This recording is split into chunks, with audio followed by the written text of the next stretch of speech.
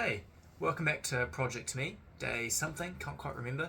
Hopefully a bit of a shorter video today because what we're going to do is just talk a little bit about how, the importance of structure, really, in life.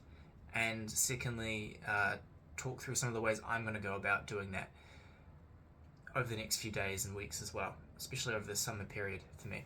And the reason why this has become such a big thing for me the last few days is because since finishing my university year's exams about 2 weeks ago, I've had a very unstructured sort of life, and that can take many forms. And in my case, it's taken the form of, well, now I don't have to force myself to go into campus every single day, and go to lectures, go to my seminars, tutorials, whatever it is. Now it's very much sort of lean back and just be bored, which is a good thing. To be fair, being bored is a privilege. And it's really good to just sit in the boredom sometimes, especially when it's been such a long time since you've been able to do that. And it has been for me. But even so,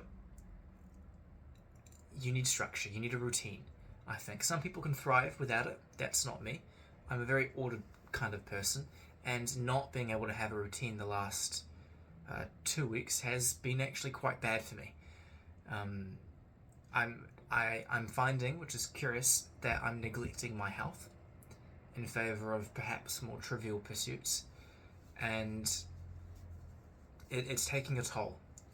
Particularly, I've always struggled with sleep, but it's been even worse recently. So what I've thought about for the last 2 days is, well, how do I go about re-implementing this structure, this regime? And I fell prey to the classic trap of intellectualization.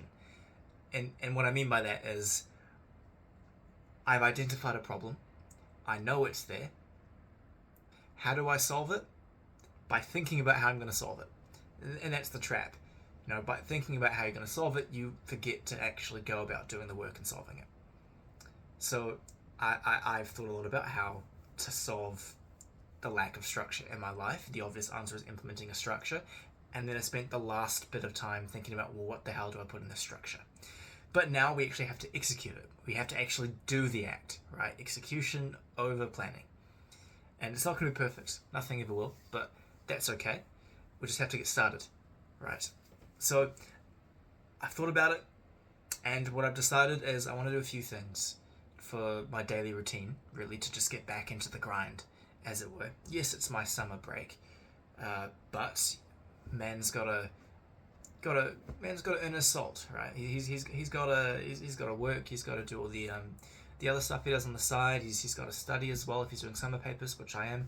So there's a few things I have to do, and that's sort of given me a very bare bones structure for how to go about it. And I'm just going to add some other things in there for things I want to get better at or things I want to do. So first and foremost, I've booked a trip overseas to an Arabic-speaking country next year. I'm very excited because I've been wanting to learn Arabic for a long time, and now actually having booked tickets to go, I'm going to force myself to learn some Arabic. So I'm very excited about that. So I bought a textbook. I've made some flashcards. I've got to learn the script, the alphabet, of course, first. So a long way to go there, but the important thing is just doing it, right? Just sitting down, putting in some time every single day, and learning some Arabic. Active recall is the go-to strategy for now, and then I'll sort of reevaluate what I need to do when I get there. But the most important bit is, like I said, learning the alphabet. So that's one thing I want to do every single day. So I'm going to put aside 25 minutes every single day to learn some Arabic. Second thing I want to do is read an article. And that sounds quite easy, to be fair. I don't mean like a news article. I do that all the time anyways. What I mean is something else, something a bit more deep, in the sense it's critiquing today's society in some way. It's sort of like a reflection by someone else about society, something in of that nature, I think, just to expose myself to different points of view on society. And growing up, well, this is important for me, because growing up I was very isolated from perhaps mainstream pop culture, and I suppose society at large, by extension. So now putting myself into a position where I'm being faced with different points of view around society itself is quite a good thing, I think, for broadening my horizons and just thinking a little bit more critically about the world we live in, and particularly this Anglophone society that I live in. So that's the second thing that I'm really excited to do. So that's just one article a night. Shouldn't take more than 10 minutes max. Another thing I want to do is sort of following on from that, which is just reading a chapter in a book every single day. That's a pretty easy one to fit in, because what I can do is I can force myself to go to bed, and while I wait for my sleepiness to kick in, I can just read a chapter, and just get through it, and that's it. That's right off the list. So those are the big three things that I did want to add into my routine. That's of course on top of the gym that I intend to do 6 days a week,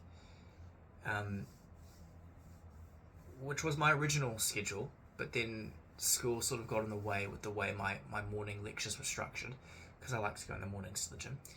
So then it fell down to 4 times a week, and now I was at the gym the other day. I hurt my leg on leg day, so now I'm taking it easy for the next foreseeable future, and I will not be doing any leg days for a bit, which is a shame. I quite like leg days, but I've got to, safety first. But gym 6 days a week when possible, when I'm not injuring myself, and on top of that, work as well. Got to get paid. We're in a very exciting stage at work right now. It's like a startup, and we're just seeing how far we can push it in terms of growth. So exciting days. But then also I'm doing a summer paper at university, like I said. So all of those things combined will create a sort of regime for me. I'm just wondering how I should go about structuring the day as it is. Like, do I just have to leave it as a checkbox list where I just sort of have all these things that I should get through by the end of the day?